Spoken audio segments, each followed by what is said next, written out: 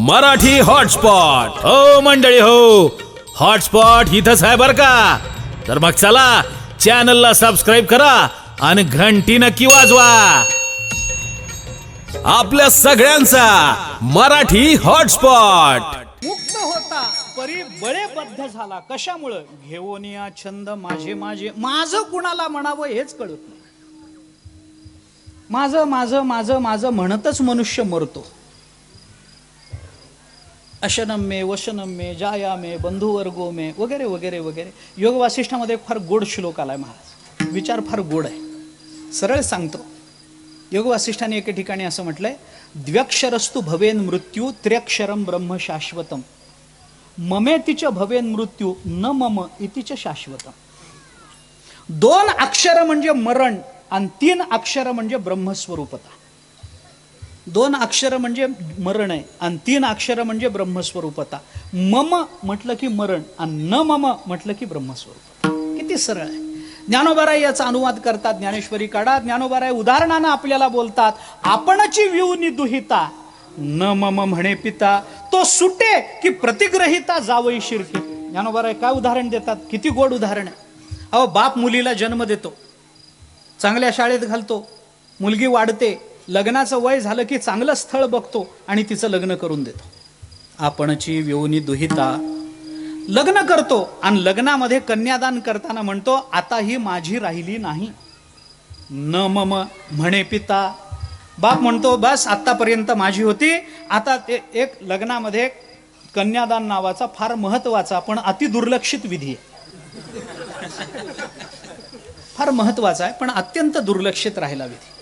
काही त्याला महत्व काही नाही, 1-2 ओळींचा संकल्प आहे. सरळ सांगतो, मला काही लग्न लावायची नाहीत कोणाची, काही नाही. एक साधा विचार आहे त्याच्यामध्ये, मी माझी लक्ष्मी स्वरूप असणारी कन्या या विष्णू स्वरूप असणाऱ्या वरदाला प्रदान करतो आहे, आता ही माझी राहिली नाही. लग्न कालामध्ये नवऱ्या मुलीच्या ठिकाणी लक्ष्मीचं सानिध्य आणि नवऱ्या मुलाच्या ठिकाणी विष्णूचं सानिध्य मानले शास्त्र आहे. म्हणून आपण म्हणतो ना, लक्ष्मी नारायणाचा जोडा म्हणतो की नाही लग्न. अरे काय जोड, लक्ष्मी नारायणाचा जोडा आहे हो, माणूस म्हणतो की नाही. मग लग्न वगैरे झाल्यानंतर हळूहळू लक्ष्मी निघून जाते, नारायणी निघून जातो, नुसताच जोडा राहतो आणि तोही तिच्या हातात. काय उपयोग आहे त्या. पण त्या काळामध्ये असं म्हटलं जातं की मी माझी ही मुलगी याला देतो, आता ही माझी राहिली नाही. न मम म्हटला की तो बाप सुटून जातो आणि हो हो आता ही माझी झाली म्हणणारा 7 जन्माचा अडकून पडतो. तो सुटे. न मम म्हणे पिता तो सुटे. तो सुटला की जावई शिरके. जावई शिरके म्हणजे शिरके आडनावाचा नाही, जावई शिरके म्हणजे जावई त्याच्यामध्ये अडकून पडतो. न मम म्हणणारा सुटून जातो आणि माझं म्हणणारा अडकून पडतो. बरं 1-2 नाही हो, 7 जन्माचा अडकून पडतो. बरं 7 जन्माचाही अडकून पडत नाही, दरवर्षी ज्येष्ठ पौर्णिमेला त्याचं रिचार्ज मारणं चालूच आहे, वडाला दोरे गुंडाळणं चालूच आहे. हाच मिळू दे, हाच मिळू दे. आमचे गुरुजी सांगायचे भागवतामध्ये, आबा सांगायचे, याच्या एवढा नंदी बैल दुसरा मिळणार नाही म्हणून जन्मोजन्मी हाच मिळू दे. आबा म्हणायचे, आमचे गुरुजी म्हणायचे. कशा करता मी आपल्याला हे बोलतो, मम माझं माझं म्हणण्यामध्ये मनुष्य अडकतो महाराज. एकदा न मम म्हणायची सवय लागली, माणसाचं जीवन कृतार्थ आहे. माझं म्हणू नये. आपल्याला गरज नसताना माणसं माझं माझं म्हणून अडकून ठेवतात.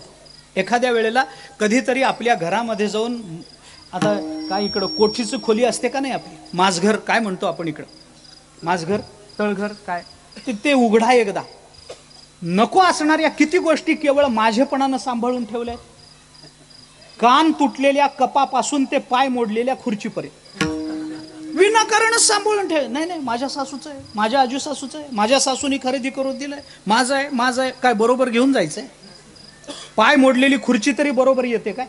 तरी माणूस म्हणतो राहू द्या राहू द्या राहू द्या राहू द्या, पाहुणे आले तर बसायला देता येतं, राहू द्या, पाय मोडलेली खुर्ची. म्हणून माझं माझं म्हणण्यामध्ये सांभाळ. तुकोबाराय आपल्याला शिकवतात, अरे कुणालाही माझं म्हणण्याचं कारण नसतं, माझं कुणाला म्हणावं याचं दिग्दर्शन तुकोबारायांनी प्रस्तुत अभंगामध्ये केलंय. माझ्या विठोबाचा कैसा प्रेमभाव, माझं कुणाला म्हणावं. तुकोबारायांच्या भाषेत सरळ मी आपल्याला सांगतो. 1-2 महत्वाचे मुद्दे मला पुढे मांडायचे आहेत. तुकोबारायांच्या भाषेमध्ये मी सरळ आपल्याला सांगतो, माझं कुणाला म्हणावं, फक्त दोघंच माझे आहेत, एक परमात्मा माझा आहे आणि दुसरे संत माझे आहेत. विठ्ठला विठ्ठला विठ्ठला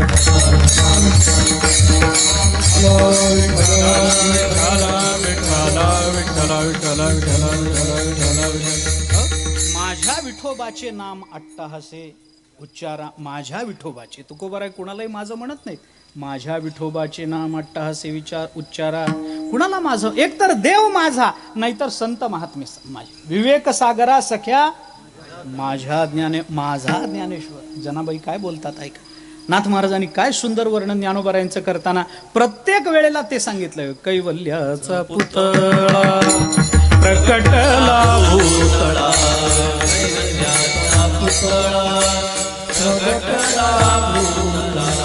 कैवल्याचा पुतळा प्रकटला भूतळा, प्रकटला भूतळा. चैतन्याचा जिव्हाळा ज्ञानोबा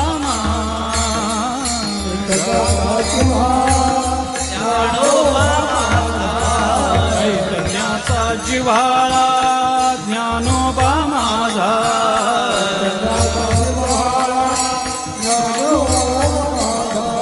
साधकाचा मायबा करुषणे हरिता, सर्वभूते सुखरूप ज्ञानोबा माझा.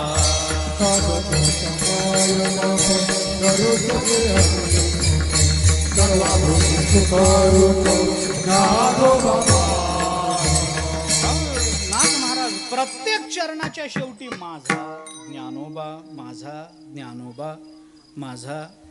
प्रत्येक चरणाच्या शेवटी ज्ञानोबारायांना माझं म्हणतात नाथ महाराज. कुणाला माझं म्हणावं याचं चिंतन प्रस्तुत अभंगामध्ये तुकोबाराय करतात. दोन महत्वाचे मुद्दे. थोडंसं व्याकरण सांगतो. ही वेळ व्याकरणाची नाही याची मला कल्पना आहे. या वेळेला व्याकरण 9 वाजलेत. व्याकरण जास्तीत जास्त शिकरणाची असते, पण व्याकरणाची वेळ नाही. पण तरी सांगतो, कानावर तरी असू द्या ना, कानावर असू द्या. माझं हा जो शब्द आहे की नाही, ऐका थोडं व्याकरण सांगतो. माझं हा जो शब्द आहे की नाही, ही षष्ठी विभक्ती आहे. आता विभक्ती प्रत्यय शाळेमध्ये शिकलेले आठवतात का? थोडं आठवून बघा. विभक्ती प्रत्यय शाळेमध्ये आपण शिकलो होतो. माझं ही षष्ठी आहे. षष्ठीचे प्रत्यय काय? चा ची चे, चे चा ची. एक वचन अनेक वचन. मराठीमध्ये संस्कृतामध्ये 3 वचन आहेत. एक वचन, द्विवचन, बहुवचन. मराठीमध्ये 2 वचन, एक वचन आणि अनेक वचन. एक वचनाची रूप काय? चा ची चे. आणि अनेक वचनाची रूप काय? चे चा ची. बरोबर. याला हे शेत कुणाचं आहे? मीच आहे असं म्हणत नसतो मनुष्य. माझं. बैल कुणाचा आहे? मीच आहे. नाही, माझा आहे असंच म्हणतो ना. माझं ही षष्ठी विभक्ती झाली. असं आहे. विभक्ती प्रत्ययाचा अर्थ करताना ऐका, एक गंमत सांगतो, उदाहरणानं बोलतो ऐका. विभक्ती प्रत्ययाचा अर्थ करत असताना तो प्रत्यय ज्या पदाला लागलाय त्या पदाच्या निश्चितीवरून विभक्तीचा अर्थ करावा लागतो, असा व्याकरणाचा नियम आहे. उदाहरणानं सांगतो, अवघड करत नाही, सोपं बोलतो ऐका. विभक्ती काय याचा विचार करू नका. ती विभक्ती ज्या पदाला लागली त्या पदावरून मग अर्थ करा. बरोबर. माझं ही जर षष्ठी असेल तर या पदाची, माझं ही जर षष्ठी असेल तर त्याची प्रथमा काय होईल? मी. प्रथम पुरुषी एकवचनी पद काय होईल? मी. म्हणजे याचा सरळ अर्थ असा आहे, माझं कोण हे ठरवायचं असेल तर आधी मी कोण हे ठरवणं महत्वाचं असतं. विठ्ठला विठ्ठला.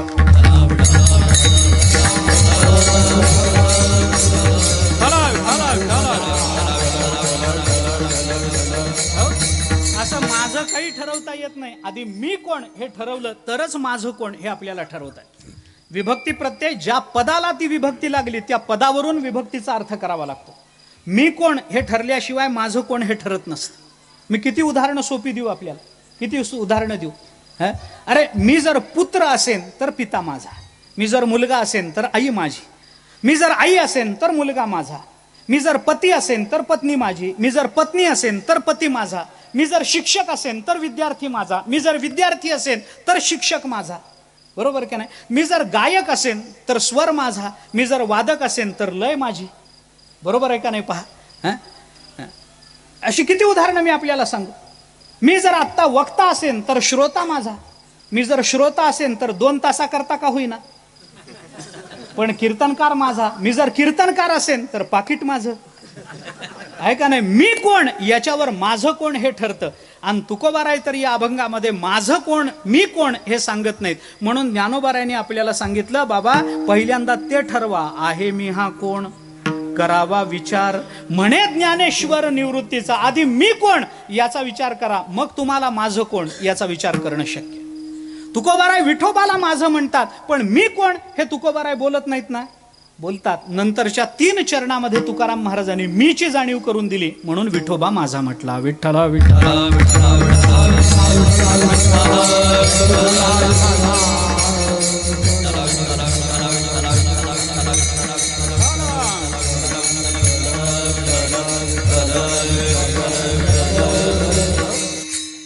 नंतरच्या 3 चरणामध्ये तुकाराम महाराजांनी मीची जाणीव करून दिली. कुठं करून दिली? मी सरळ एकही पद नाही अभंगामध्ये मी कोण याचा, पण तरी तुकाराम महाराजांनी या अभंगामध्ये आपल्याला मीची जाणीव नंतरच्या 3 चरणामध्ये करून दिली. मी धावता विचार आपल्या समोर ठेवतो, सरळ सोडवून देतो. पढीय देह भाव पुरवी वासना, ज्याची वासना दुसऱ्याकडून पूर्ण करून घ्यावी लागते असा असंतुष्ट अतृप्त मी आहे. अंती ते आपणापाशी न्यावे, ज्याला नंतर शेवटच्या काळामध्ये स्वतःच्या स्वरूपामध्ये विलीन करून घ्यावं लागतं असा अल्पपरिमाणी मी आहे. मागे पुढे उभा राहे सांभाळीत आली आघात निवारावे, स्वतःवर आलेल्या संकटात जो स्वतः ती संकट दूर करू शकत नाही असा दुर्बल मी आहे. योगक्षेम त्यांचे जाणे जड भारी, अरे ज्याचा योगक्षेम दुसऱ्याने भरून द्यावा लागतो, पूर्ण करून द्यावा लागतो असा अतृप्त भुकेला उपाशी तो मी आहे. आणि वाट दावी करी धरून या, आणि हाताला धरून ज्याला रस्त्याला लावावं लागतं असा रस्ता चुकलेला मी आहे, म्हणून विठोबा माझा. विठ्ठला विठ्ठला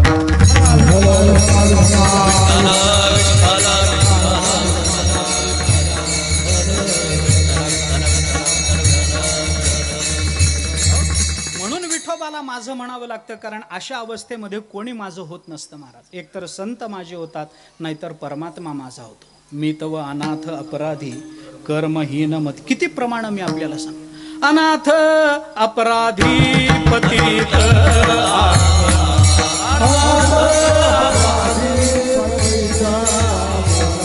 अनाथ अपराधी पतित आगळा,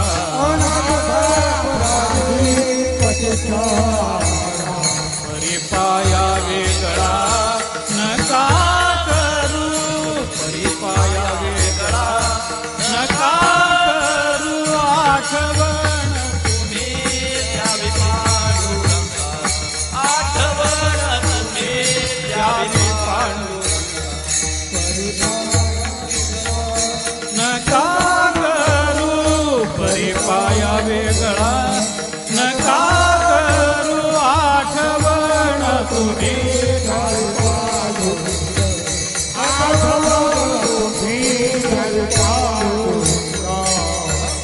पाया वेगळा नका करू याच्याकरता माझं म्हणावं लागतं. आठवण तुम्ही द्यावी पांडुरंगा. कुणाची आठवण? माझी. माझी आठवण तुम्ही पांडुरंगाला सांगा. याच्याकरता तुकोबाराय माझं कुणाला म्हणतात म्हणावं हे आपल्याला शिकवतात. अजून एक महत्त्वाचा विचार त्या संबंधातला बोलून पुढे जातं. माझं ही षष्ठी विभक्ती आहे, मान्य आहे. काय आहे, आपल्याकडे व्याकरणामध्ये प्रत्येक विभक्तीला काही अर्थ आहे. सिद्धांत सांगायचा असेल, पंचमी सांग वगैरे वगैरे जे काही असेल ते. षष्ठी विभक्ती ही संबंधाकरता प्रसिद्ध आहे. षष्ठी विभक्ती कशा करता? संबंधाकरता प्रसिद्ध. षष्ठी विभक्ती आली की संबंध येतो, संबंध सांगावा लागतो. ऐका, मी आपल्याला थोडं वेगळं बोलतो, पुढचं बोलतो, ऐका.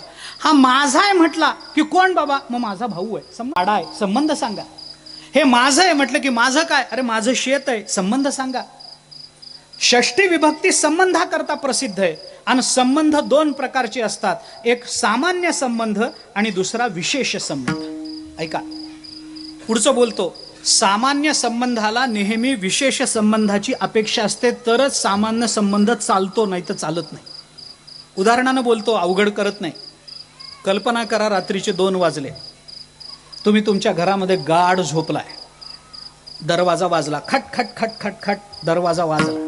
वाजल्याबरोबर तुम्ही लगेच उठता आणि दरवाजा उघडता का? नाही. आतून काही विचारता. काय विचारता? कोण आहे? कोण आहे म्हटलं की बाहेरचा माणूस म्हणतो मी आहे. मी आहे म्हटलं की उघडता का? नाही. का उघडत नाही? अरे मी आहे कोणी म्हणू शकतो, चोर म्हणू शकतो मी आहे, दरोडेखोर म्हणू शकतो मी आहे, बायको म्हणू शकते मी आहे, मुलगा म्हणू शकतो मी आहे, मित्र म्हणू शकतो मी आहे, मेहुणा म्हणू शकतो मी आहे, सासरा म्हणू शकतो मी आहे, कोणी म्हणू शकतो ना मी आहे. मग मी आहे म्हटलं की आपण आतून दुसरं विचारतो मी कोण, मग तो म्हणतो मेवणा. मेवणा म्हणलं की उघडावं लागतं, त्याला इलाजच नाही ना. रात्री 2 वाजो नाही तर 3 वाजो, हातातच नाही आपल्या, काय करता त्याला. मी का बोलतो, नुसतं मी आहे हा सामान्य संबंध झाला, पण मी तुमचा मेहुणा आहे, मी तुमचा मित्र आहे, या विशेष संबंधाची त्या सामान्य संबंधाला अपेक्षा असते. नुसतं माझं म्हणून चालत नसतं, विशेष काहीतरी सांगावं लागतं. महाराजांना कल्पना आहे, कार्तिक वारीमध्ये वाळवंटात कीर्तन होतात खाली पंढरपूरला, गर्दी असते कीर्तनाला, आम्ही जातो, गर्दी. आता सगळे वारीचेच दिवस आहेत, सगळ्यांच्याच कीर्तनाला गर्दी असणार, आमच्या कीर्तनात वाळवंटात गर्दी. मला त्याच्याबद्दल काही म्हणायचं नाही, लोक या गर्दी करतात, ऐकतात, ऐकण्याबद्दल काही म्हणायचं नाही. कीर्तन ऐकून झाल्यानंतर पाया पडायची फार मरमर असते. कशा करता मला अद्याप कळलेलं नाही. काय आमच्यासारख्याच्या पाया पडून काय मिळायचंय हो तुम्हाला, काय मोक्ष मिळायचं, आम्हालाच मिळाला नाही, तुम्हाला काय मिळालं. कशा करता, तुमच्यासारखा माणसासारखा माणूस आहे हो मी, काही वेगळा नाही, कोणी आभाळातून पडलो नाही, काही तुकोबारायांचा अवतार नाही. अरे सामान्य आई वडिलांच्या पोटी जन्माला आलेला एक सामान्य वारकरी आहे तुमच्यासारखा मी. फक्त कंबर बांधतो, फटका बांधतो, फेटा बांधून कीर्तन करतो, एवढाच. काय तो वेगळा फरक असेल तर असेल, माणसासारखा माणूस आहे मी. आमच्यासारख्याच्या पाया पडून काय मिळायचं तुम्हाला, पाया पडायचे. मी सांगतो ना स्थान, देहूला जा ना, पाया पडायचे ना, आळंदीला जा ना, पैठणला जा ना, तेरला जा ना, पंढरपूरला जा ना, पाया पडायची स्थान आहेत ना महाराज. नाही जायचं तुम्हाला, घरामध्ये ज्ञानेश्वरी आहे, पाया पडा ना, गाथा आहे ना, ती पाया पडण्याची स्थान आहेत. आमच्यासारख्याच्या पाया पडून काय, पण माणसाला पाया पडल्या वाचून गत्यंतरच नाही. काय मिळतं त्याला मला कळलंच नाही, अद्याप कळलं नाही. कीर्तनावर निघालं, मध्ये हात तरी घालतील, डोकं तरी घालतील. काही काही जणांना तर चालणाऱ्या महाराजाच्या पायामध्ये हात घालून त्याला तोंडावर पाडल्याशिवाय वारीचं पुण्यच मिळत नाही म्हणतात. ते निघाले की त्याच्या पायात हात घालायचा, तो उलथा पडलाच पाहिजे तोंडावर. 4-2 दात पडल्याशिवाय त्यांना वारीचं पुण्यच मिळत नाही. कशा करता हे करतात मला कळत नाही. पाया बरं पडेनात का, मला कुणाच्या भावनेचाही अपमान करायचा. ठीक आहे, ज्याची त्याची भावना असते बाबा, ठीक आहे. कीर्तन ऐकलंय, पाया पडावं वाटतं त्यांना, भाविक माणूस आहे, ठीक आहे, मला भावनेचाही अपमान करायचा. लोक पाया पडतात, ते म्हणतात महाराज 2 तास तुमचं कीर्तन ऐकलं, डोक्यात ठेवलं, हे तुमचं तुम्हाला देतोय, आम्ही चाललोय. पडू दे बाबा, जे काही पाया पडायचं असेल ते पडू द्यावं, मी काही, ठीक आहे, भावना असेल माझं, त्यालाही काही म्हणणं. कीर्तन झालं, पाया पडतात. बरं, पाया पडून गप्प बसत नाहीत. आधीच इतकी गर्दी असते वारीची, त्याच्यात कीर्तन झाल्यावर जायची आपल्यालाही गडबड. ते पाया पडतात आणि पाया पडून वर उठून विचारतात, महाराज ओळखलं काय. आता कसं ओळखायचं मला सांगा, कसं ओळखायचं सांगा, कसं ओळखायचं. अरे रोज आम्हाला नवीन माणसं भेटतात, रोज इकडं तिकडं फिरावं लागतं, कालचा माणूस आज समोर नसतो. रोज वेगळं आहे, रोज वेगळं, रोज वेगळ्या गावी रोज वेगळी माणसं भेटतात, रोज वेगळ्या गावाला जावं लागतं. अभंग जरी एक असलं तरी गावं वेगवेगळीच आहेत, गावं तर वेगवेगळीच आहेत ना, अभंग एकच आहे. कसं का असे ना, पण आहे, चाललंय, तो गोष्ट खरी आहे ना, काही का असे ना, चालली आहे एवढी गोष्ट खरी. रोज नवीन माणसं भेटतात, किती जणांना लक्षात ठेवायचं. अरे भेटलेले सगळेच लक्षात राहत नाहीत, एवढं जरी लक्षात राहिलं तरी पुष्कळ, अशी अवस्था. कोण लक्षात राहतं. बरं, आम्ही त्या वेळेला गडबडीत असतो, आम्ही महाराज ओळखलं काय, वा ओळखलं, जय हरी जय हरी. तो लगेच विचारतो कोण आहे सांगा बरं. केवढी परीक्षा आहे मला सांगा, केवढी परीक्षा. अहो एक वेळ पटकन वृत्ती प्रभाकरातली प्रक्रिया विचारली तर पटकन सांगता तरी, कोण आहे सांगा, म्हणजे काय सांगा, कसं सांगायचं. बरं, काही काही वेळेला आम्ही प्रामाणिक असतो, काही काही वेळेला आम्ही येतो, महाराज ओळखलं काय, बघितल्यासारखं वाटतंय वा कुठंतरी, पण माफ करा मी काही तुम्हाला ओळखलं नाही.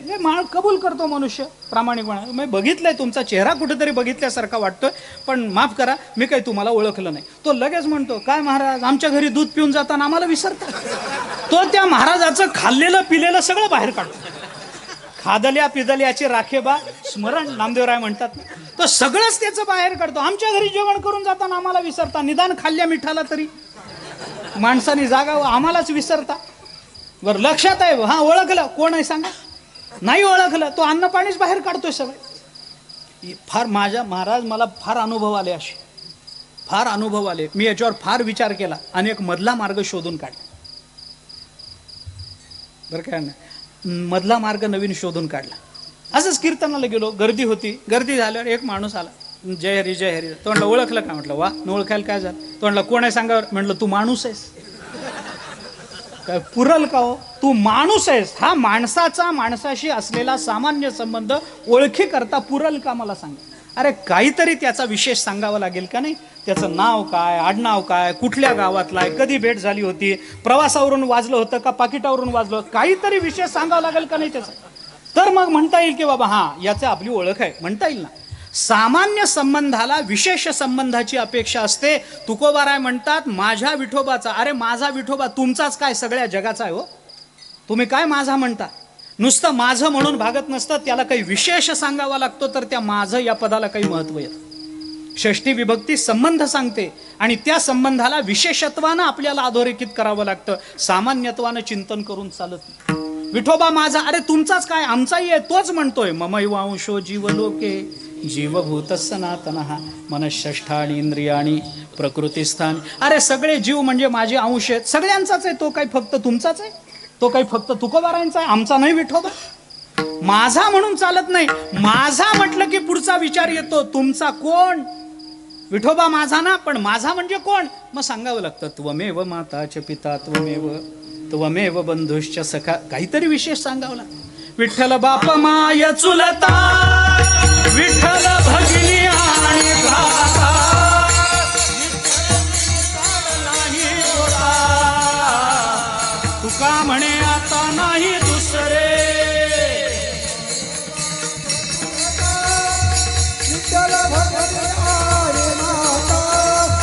विठ्ठल विण चाड नाही होता तुका म्हणे आता नाही दुसरे. विठ्ठल बाप माय चुलता भगिनी भ्राता, सगळं सकळ ही गोत माझी. बस कृष्ण माझी माता. काहीतरी विशेष संबंध सांगावा लागतो. नुसतं विठोबा माझा म्हणून चालत नाही. मग माझा कोण? त्याची उत्तरं नंतरच्या 3 चरणामध्ये तुकाराम महाराजांनी दिली. सरळ अभंग सोडवतो. पढिये देहभाव पुरवी वासना, माझ्या सगळ्या वासना मला जागेवर बसून पूर्ण करून देणारा असा तृप्त विठोबा माझा.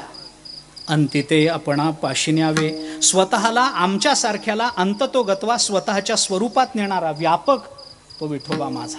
मागे पुढे उभा राहे सांभाळीत आलिया आघात निवारावे, असा संरक्षण करणारा विठोबा माझा.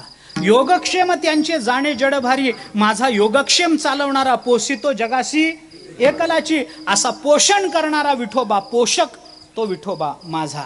आणि वाट दावी करी धरोनिया, करी धरोनिया आपणची वाट दावी, असा मार्गदर्शक विठोबा माझा. काहीतरी त्याचा विशेष संबंध लावावा लागतो. वाट दावी करी धरोनिया, हाताला धरून तो रस्त्याला लावतो. काही लोक रस्ता निर्माण करतात, काही लोक दाखवतात. ऐका, मी गंमत सांगतो आपल्याला. काही लोक वाट निर्माण करतात, काही लोक वाट दाखवतात आणि काही लोक वाट लावतात. असे 3 प्रकार आहेत त्याच्यामध्ये. वाट दावी करी धरोनिया, करी धरोनिया वाट दावी, माझ्या विठोबाचा कैसा प्रेमभाव, असा मार्गदर्शक विठोबा माझा. हे तुकोबाराय आपल्याला प्रस्तुत अभंगामध्ये सांगतात. याचा अर्थ माझं कुणाला म्हणावं याचं चिंतन तुकाराम महाराजांनी या अभंगामध्ये केलंय. पुष्कळ विचार आहे, संबंधातला विचार पुष्कळ आहे. थोडासा विचार अजून शिल्लक राहिला. 1-2-5 मिनिट मला तुमचे घ्यायचे, तेवढा विचार फक्त आपल्या समोर ठेवतो. एकदा संप्रदायाच्या नियमाप्रमाणे अंतःकरणपूर्वक भजन करू. थोडासा विचार 1-2-5 मिनिटाचा राहिलाय, तेवढा बोलून दाखवतो, सेवा संपवतो. विठोबा कुमार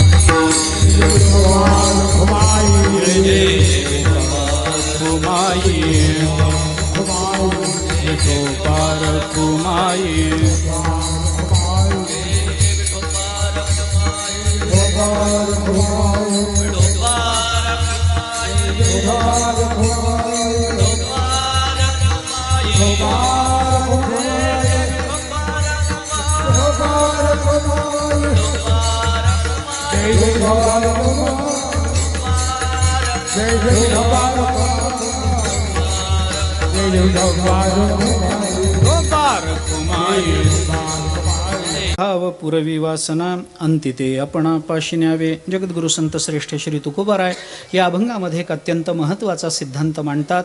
माझं कुणाला म्हणावं हे सांगतात. देव आणि भक्त यांच्यामध्ये अभेद आहे हे सांगतात. त्या अभेदातूनही प्रेमभावाची अभिव्यक्ती ही स्वतंत्रतेनं होते याचा विचार आपल्यासमोर सांगतात. आणि त्या प्रेमभावाचा जेव्हा आपल्याशी संबंध येतो तिथंच माझेपणाचा संबंध जोडला पाहिजे हेही तुकोबाराय आपल्याला या अभंगातून सांगतात. माझ्या विठोबाचा कैसा प्रेमभाव माझा विठोबा असं तुकाराम महाराज म्हणतात. त्या माझेपणाचा थोडासा विचार मी आपल्यासमोर ठेवला. आणखीन एक थोडासा विचार मला बोलून दाखवायचा आहे. माझं ही षष्ठी विभक्ती आहे. षष्ठी संबंध दाखवते. संबंध 3 प्रकारचे असतात. 5 मिनिटात संपवते नाही संपतच आलं.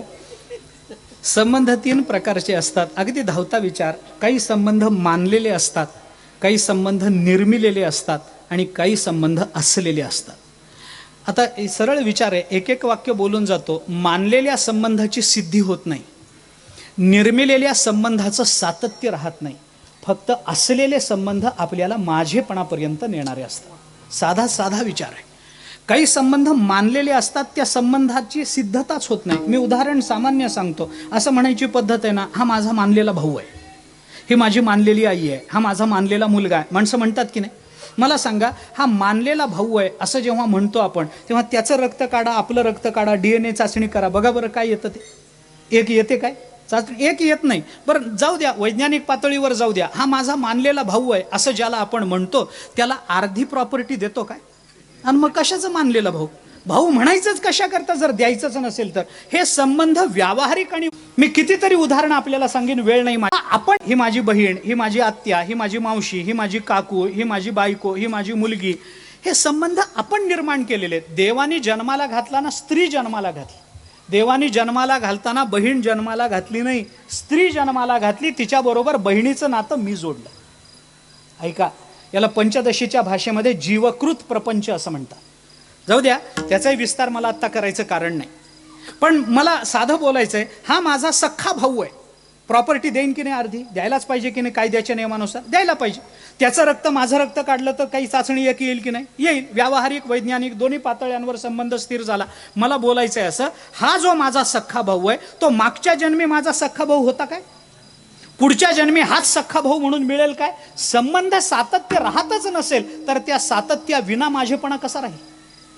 मग काय केलं पाहिजे? एक संबंध असा आहे जो असलेला संबंध आहे. तुम्ही कोणत्याही जन्माला जा, मागच्या जन्मी मी पशु होतो, या जन्मी माणूस आहे, पुढच्या जन्मी पक्षी होईल. पण पशु असतानाही ममई वांशो जीवलोके, माणूस असतानाही ममई वांशो जीवलोके, आणि पक्षी झालो तरी ममई वांशो जीवलोके. संबंध कुठं मिटला सांगा ना? आध्यात्मिक पातळीवर संबंध राहत नसतो, ऐक्यात संबंध नसतो, हा भाग वेगळा तत्वज्ञानाच्या दृष्टीने. परंतु मला आता ते लांबवण्याचं कारण नाही. म्हणून ज्याचा आपला संबंध आहेच आहे, मानलेला नाही. अरे मानलेले संबंध टिकत नाही. महाभारतामध्ये वचन आहे, यथा काष्ठमच काष्ठमच समेयाताम महोदधौ व्यपेत्य तु समेयाताम तद्वद भूत समागमः असं म्हटलं. याचं मराठी रूप जर सांगायचं झालं तर 2 ओंडक्यांची होते सागर. ह्याचं मराठी, या श्लोकाचा मराठी अनुवाद म्हणजे तिथं सापडेल आपल्याला गीत रामायणामध्ये. पहा, मला ते बोलायचं आत्ता कारण नाही. 2 ओंडके एकत्रित वाहत येतात, काही काळापर्यंत वाहत जातात. संत वचनही आपल्याला तसं पाहायला सापडतं. सोडून द्या, नंतर काळानंतर ते 2 ओंडके एकमेकांपासून विलग होतात, पुन्हा कधी भेटतात. तसं आपलं ना आपल्या नातेवाईकांचं या जन्मापुरते आपण एकत्रित आलो, पुढच्या जन्मी ते कोण आम्ही कोण आमचं आम्हाला माहिती नाही. महाराज, कुठं माझेपणा टिकणार आहे? माता पिता बंधू भगिनी कोणी नपवती निर्वाणी, इष्टमित्र स्वजन सखे हे तो सुखाची मांडणी.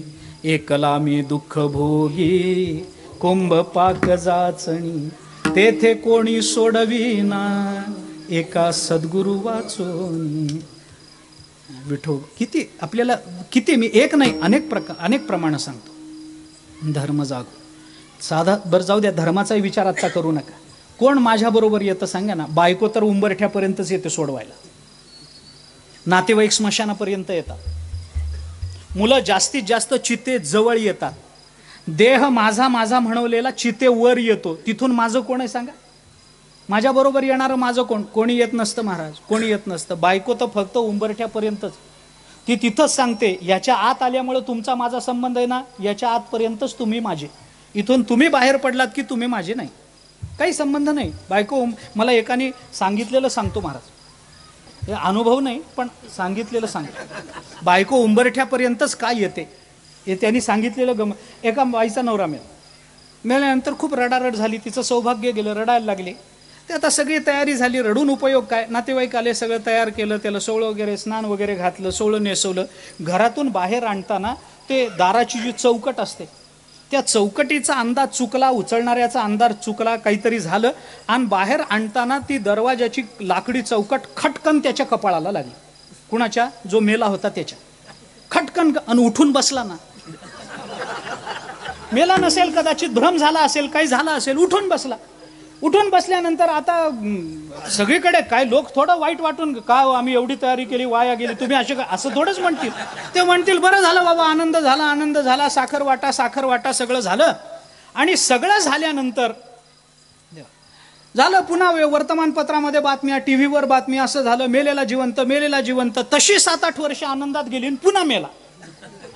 पुन्हा मेल्यानंतर पुन्हा मग ती रडारड झाली, पुन्हा ते सोवळं नवीन आणलं, जुनं ठेवलं नव्हतं, नवीन सोवळं वगैरे आणलं, नवीन कपडे आणले, त्याला नेसवले. तिथून बाहेर आणताना उंबरठ्याजवळ बायको म्हणाली, इथं सांभाळा.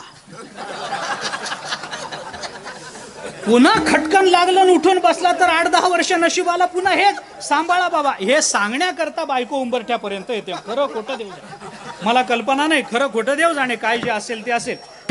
पण कोण आपलं सांगा ना महाराज, माझं कोण? फक्त संत आणि परमात्मा हे माझे. म्हणून तुकोबाराय आपल्याला माझ्या एवढ्या एका पदातून सगळ्या अभंगाचा भाव व्यक्त करून देतात.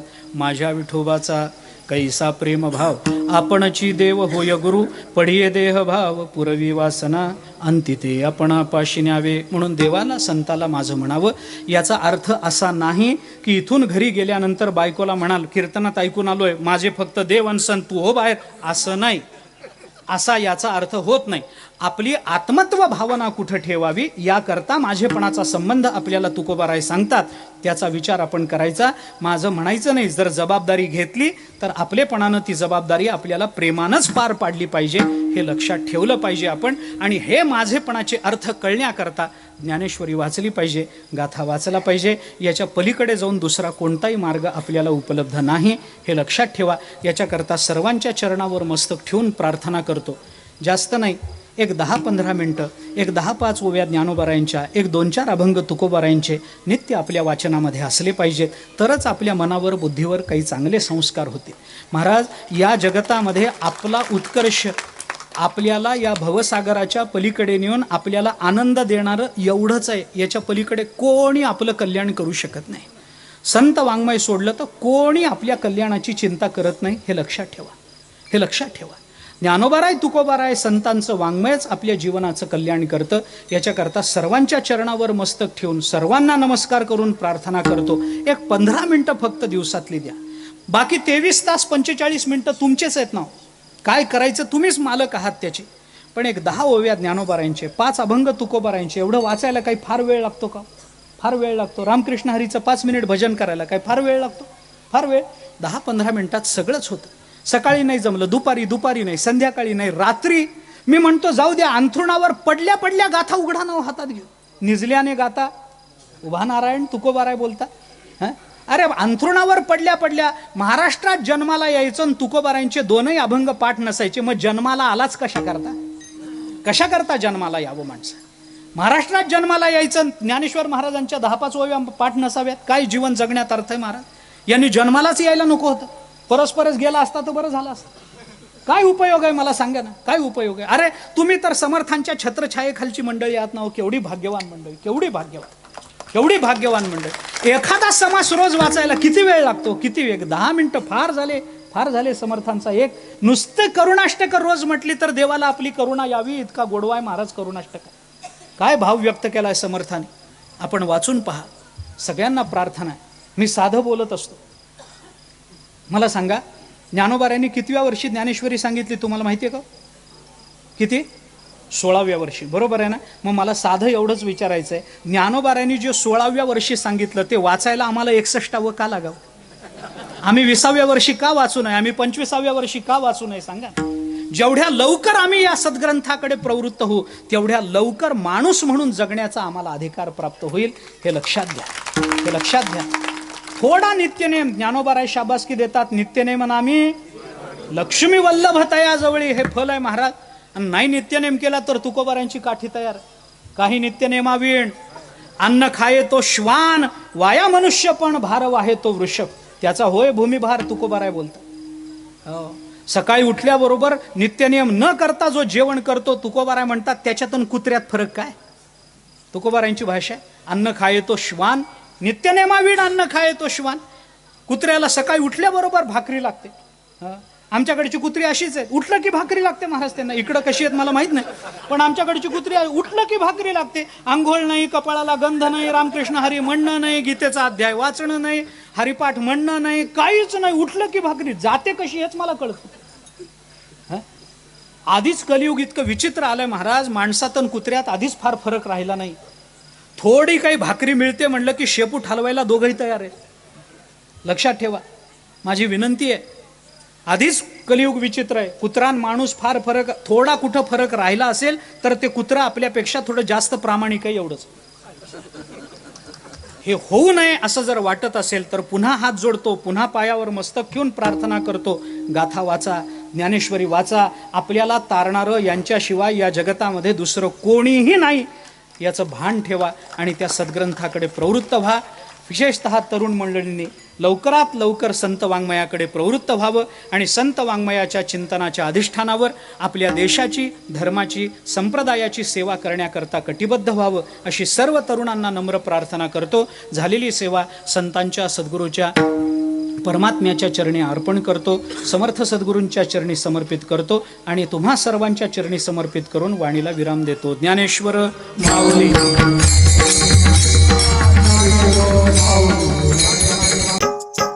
मराठी हॉटस्पॉट. हो मंडळी हो, हॉटस्पॉट इथंच आहे बर का. तर मग चला, चॅनलला सबस्क्राईब करा आणि घंटी नक्की वाजवा. आपल्या सगळ्यांचा मराठी हॉटस्पॉट.